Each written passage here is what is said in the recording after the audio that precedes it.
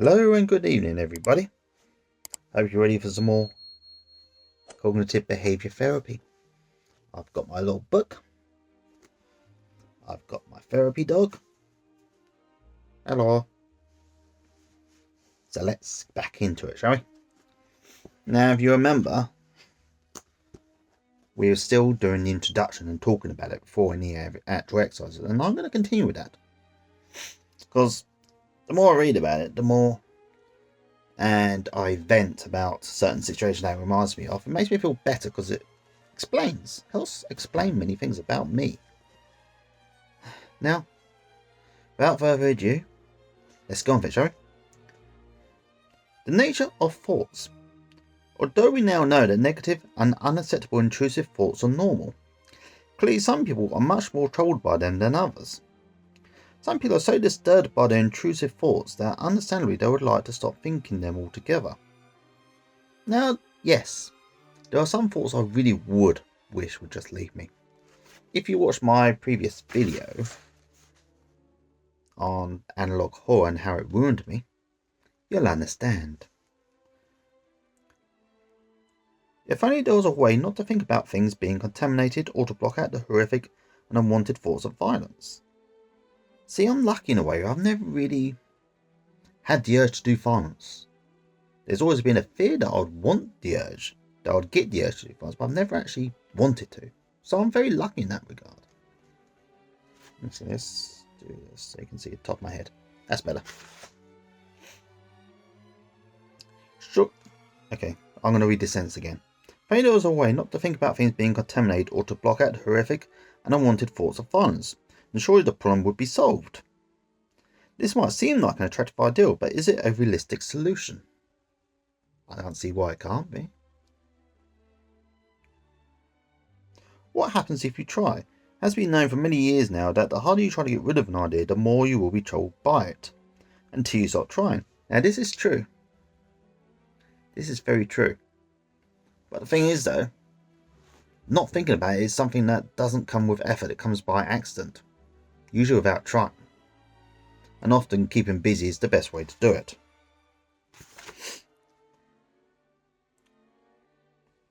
As discussed later in this book, this is an example of the solution becoming the problem. The harder you try to get rid of your thoughts, the more important you are making them seem and the deeper the groove they were in your thinking patterns.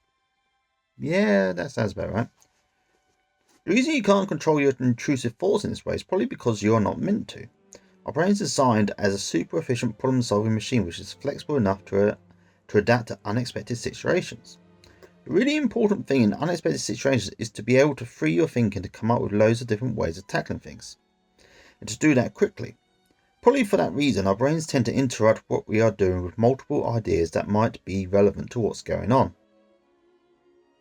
That's what intrusive thoughts are, a mishmash of things which spring to mind, especially when we are in an emotional, that is important situation. When it seems like we're in danger, our quick-fire mind gives us as many options as possible. Run away, climb a tree, fight, do nothing, and so on. My brain usually just comes with the option of stand there like an idiot and be frightened. And usually the other thought is, where the hell am I in this book? I can't find the sentence I just finished. Here we are. Often the options are irrelevant, stupid, and dangerous. The point is that our mind delivers as many of these as possible as quickly as possible. It's then up to the rational bit of us to choose which option to go for. What this means is that we can't control intrusive thoughts, but it is entirely within our control to respond or not respond to them as we think best. The ones we do things about will tend to stick around and are more likely to come back later. Unfortunately, this might include the thoughts we struggle to get rid of, or that we acted on defensively, for example by checking, washing our hands, or avoiding something. So our attempts to defend ourselves against intrusions keep us worried about them. Well, yes, that does make sense, because if it wasn't worth worrying about, you wouldn't build a defence up, would you? I mean, if you weren't worried about someone breaking into your home and stealing stuff, you wouldn't lock your front door. You'd leave all your windows open and you'd have a sign saying, "Come on in." But you are worried about it, so you lock your doors, you keep your windows shut, and you generally make it harder to enter your place of residence. Back to it. What this means is that if you could control some thoughts, you would have to do it by controlling all of your thoughts to ensure that this was going to be effective. Funnily enough, this might have already happened in a particularly nasty way if you have OCD, because the obsessions and fighting them have taken up so much of your attention. You may not have spent much time considering noticing the other thoughts you have. Also, you may have given up thinking about some of the bare things that might otherwise have been running around your head. So think back over the last few hours, or if you've just woken up over the previous day. What kinds of thoughts have been going through, turning the page here, your mind? Perhaps you had some thoughts about boring, tedious things you had to do, like the washing up or remembering to pay a bill. Did you have some positive thoughts about something nice you did in the past, or something you were looking forward to? Did you worry about anything, or did something upset you? Most likely you had thoughts in all of these categories. Well, yes, that is very true. The point is that we have thoughts and images going through our mind much of the time. For me, it's all the time.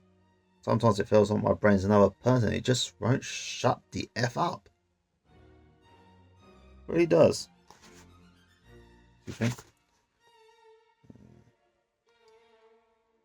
Sometimes, and in fact most of the time, thoughts such as these just pop into our mind without us being aware of any chain of thought. We might have a brilliant creative idea in this way, or suddenly remember to our horror that it was our turn to pick the children up from school an hour ago. This sort of intrusive thought can be very useful indeed. Usually people can think of an occasion when they suddenly had a thought that was helpful, such as remembering a friend's birthday is coming up or having a memory of a lovely holiday pop into their head. That does sound nice, doesn't it? Just reminiscing about a nice time in your life. Our everyday intrusive thoughts are generally not linear, ordered or controlled, and that is a very good thing. Imagine what life would be like if they were, and we had to plan everything we thought if that was possible. There would be no creativity, no inspiration, and no doing things on the spur of the moment, and it would be a strange, dull, and inhuman world. What this really means is that getting rid of the thoughts isn't a realistic or even desirable goal. Thoughts come and go and are as important as we make them. Think of it as like a huge self-service cafeteria you're walking through with a tray. So many different things come to your attention. Oh yuck! There is the food which makes you sick. That's probably a banana to me. Or sometime. It's like a spicy Thai mango thing. It smells horrible and just makes me go ugh, ugh, makes me want to throw up. But I know a lot of people like it, so if you do, sorry about that. And the same if you like bananas too. Where was it?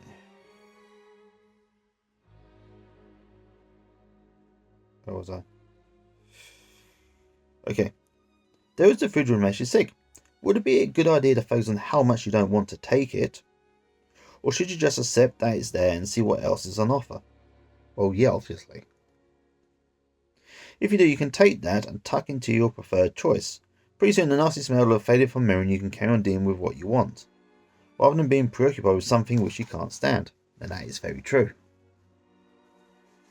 So if it is normal and common to experience thoughts which are both unbidden and negative, we need to look a bit further to understand why. For some people, having these thoughts is particularly worrying. I am one of those people. It's a bit here about a key idea.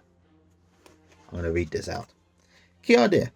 So we know that intrusive thoughts are entirely normal and may actually be helpful. Therefore, having the thoughts themselves is not the problem. Simply stopping thinking the thoughts is an impossible goal. Very true. That's where it ends.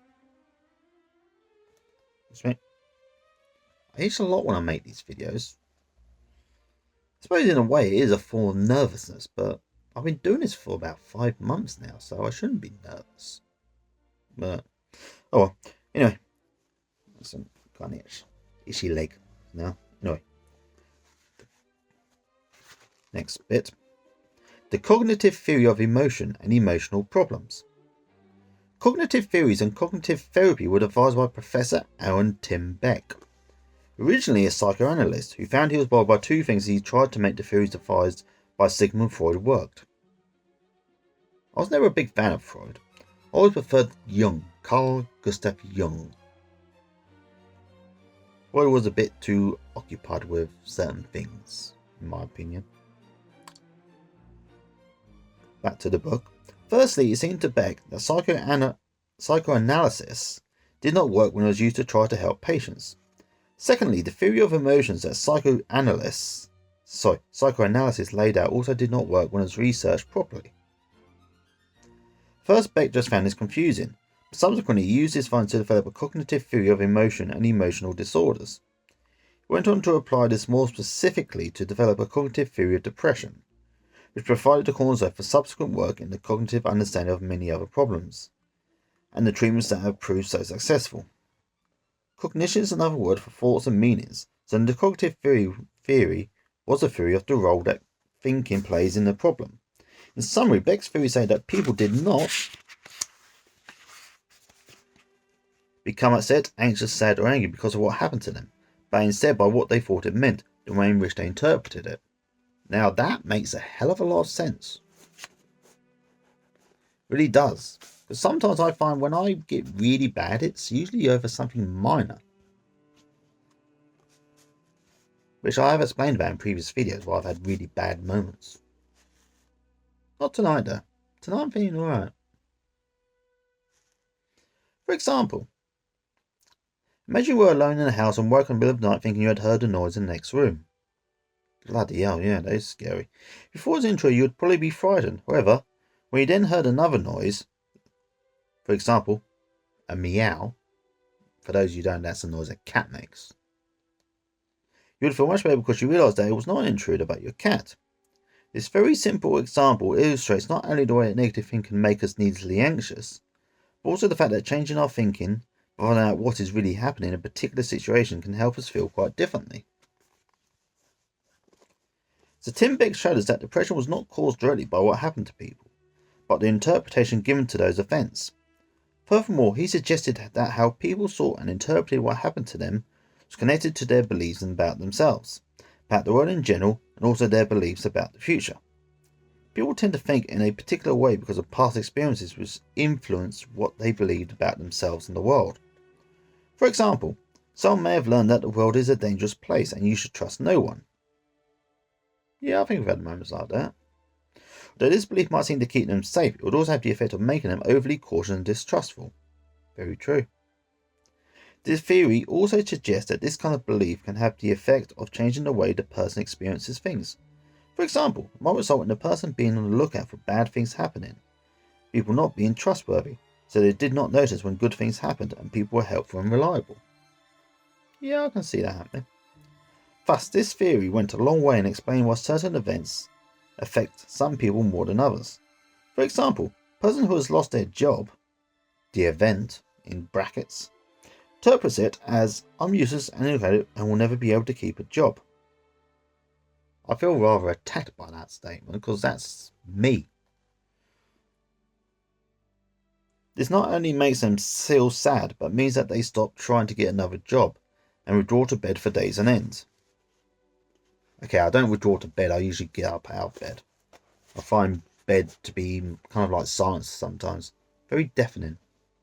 However, another person may think, this job doesn't suit me. This is an opportunity to try something new. Then that is the thinking I wish I had. They may feel slightly sad and a bit apprehensive about what a new job might be like, and how easy it would be to get one, but they would feel motivated to set in motion what they need to do in order to get a new job.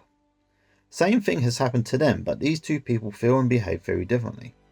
The important point is that the response to any event hinges on the particular appraisal or meaning given to it by an individual. Now, there's a diagram here, so I'm going to show you. Nor me and my crazy eyes, that's just me making sure it can actually be seen properly. You might want to pause it or something to look at this properly. Right, I'm going to get back to it. So, as you know, you have the event. To use the example, you hear a noise in the middle of the night. The appraisal, someone's in the house and they're going to kill and sodomize me. Probably not in that order, although rather it would be in the order I mentioned. So you have two. You have your emotional response, which is, oh God, I don't want to die. I don't want to be sodomized before I die. And your behavioural response will be, let's just hide here and pretend I'm not here, and let's just let them steal stuff. Now it gives another example. Event, made redundant. Appraisal, I'm not good enough. Emotional response, depression. Behavioural response, withdrawal, doesn't bother to apply for other jobs. Now that is very true. This is a mistake I've often made. I'm not good at something, so I presume I'll never ever be good at it. Which is not always true, because I am good at things. I'm good at snooker. When I play with my dad, we usually clear the table within 15 minutes. It's more than most people. In the clubs I've been to play that anyway. Not that I wish to brag, but I am. Let's consider, back to the book, let's consider some further examples. When the appraisal of an event affects which emotion someone feels and what they do. Event. 2 weeks ago until the driving test. Lots of mistakes during lesson with instructor. Appraisal. I'm going to fail the test and feel like a fool. Emotional response. Upset, worried, anxious. Very true. Behavioural response. Avoid next lesson. Think over and over how embarrassed I'll feel telling my friends when I fail. Now this is something I can actually relate to, because I failed my driving test 8 times. 8 times.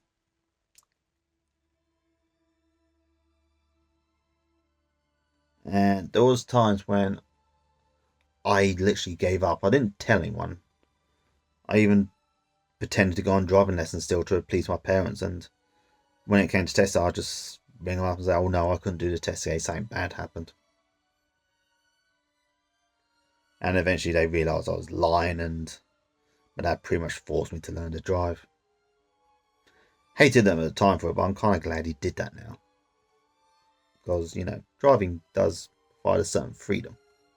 Even though I do prefer public transport and often talk about the benefits of more public transport, having a driving licence is a good thing.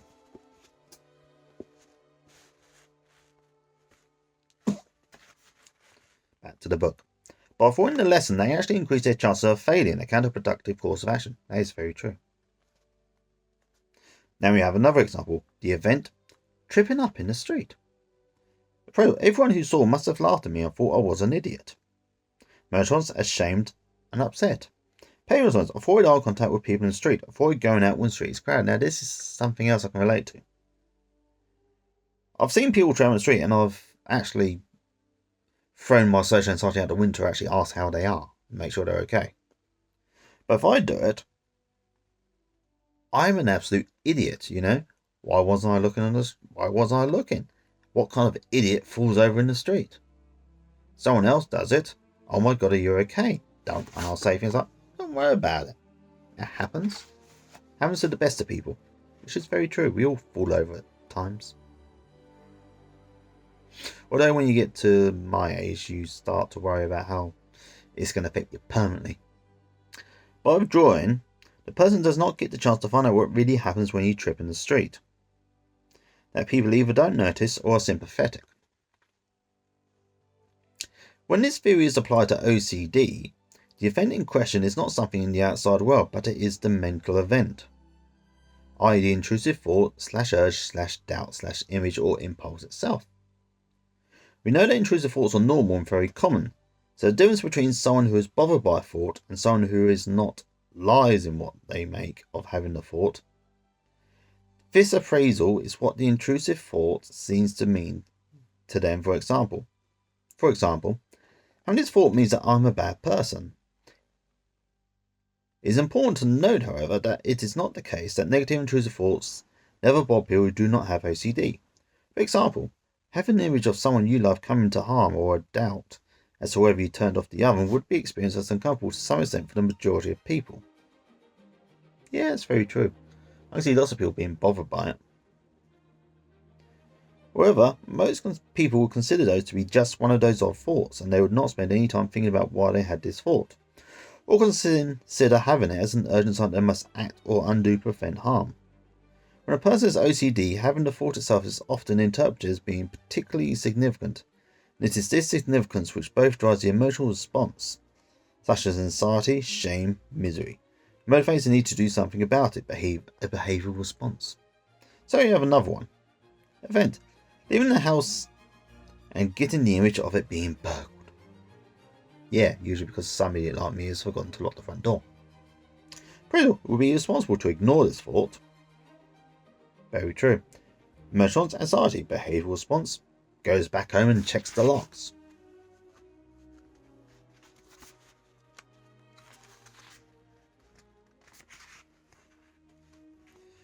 On to the next page. Using our examples of intrusive thoughts, possible appraisals that could lead to significant anxiety are given below. I'll quickly show you. I'll read them. Okay. Intrusive thought. There might be blood in my food. Appraisal. I could catch the disease and die. Think about it, people. Thought. That is contaminated with germs. Appraisal. I might be responsible for spreading contamination. Yes, I spoke this in the previous OCD video about how sometimes I just get the urge to wash my hands. Thought, my appointment is on Friday the 13th. Appraisal, something bad might happen if I go. Now, nothing's actually going to happen, because Friday the 13th is not an unlucky day, it's just something we just deemed unlucky. That is it. Now, I'm telling you this, okay, because on the sort of video that we'll worry about that sort of thing. Intrusive thought. Have I left the front door open? Appraisal. Someone could break in and steal everything and it would be my fault. Yes, again, I explained an anecdote about this in my previous OCD video. Thought. Did I run someone over without realising it? Appraisal. I could be a killer. I'm too pretty for prison, I know that much. Images. Mum dead in a car crash. Appraisal. This could be a premonition, like those Final Destination films. Image. Abusing a baby or child. Having this thought must mean that I'm a monster. Now that is an image I prefer not to have in my head. I mean, I'm lucky I've never actually had that image in my head. I'm very grateful for that. So you could argue that my OCD is not as bad as other people have it. But the idea of that image popping into my head is actually a scary one. On to urges. I must touch that or I won't feel right. Appraisal. I could feel uncomfortable forever. Urge. To jump in front of a train. Appraisal. I must be crazy. Again, I'm not unlucky. I've never had suicidal thoughts. If you do have suicidal thoughts, reach out to someone. You know, there's plenty of good mental health charities out there. Call the Samaritans. Speak to a loved one. If you've got no one to speak to, leave a message. Speak to me. And I mean that. Okay? Urge. To physically assault someone. Appraisal. I am capable of doing something terrible. Now, I spoke about this last night. We all had the potential to do horrible things. And even though someone may get the I'm not unlucky. I've never really had the urge to hurt someone really, or really had many images in my head. But I'll say this now: if you do, stop, think, okay, and do the counting exercise. So you go 1. So you count from 100 to 0 backwards using even numbers. So you go 100, 98, 96, 94, 92, 90, etc. And you go down to 0. I do that and I find it clears my head pretty well. Back to the book. There are of course just examples. These are of course just examples. Sometimes the meaning of a person's thought is unique to them. In general, the meaning always concerns something negative or unsafe about the person, themselves, or the world in general. And it is this which causes such anxiety. Meaning is also linked to the person's values, and significance is given to thoughts which appear to contradict them. For example, the gentle person who has violent thoughts would find these more upsetting than the thug, and the religious person experiencing blasphemous thoughts would find these much more problematic than an atheist. We'll discuss this further in chapter 2. Now, that's the end of this chapter, or this bit of the chapter, but it does end with a key idea. And I'll read it. It is the personal meaning of the thoughts that makes them so unpleasant, anxiety-provoking, and difficult to dismiss.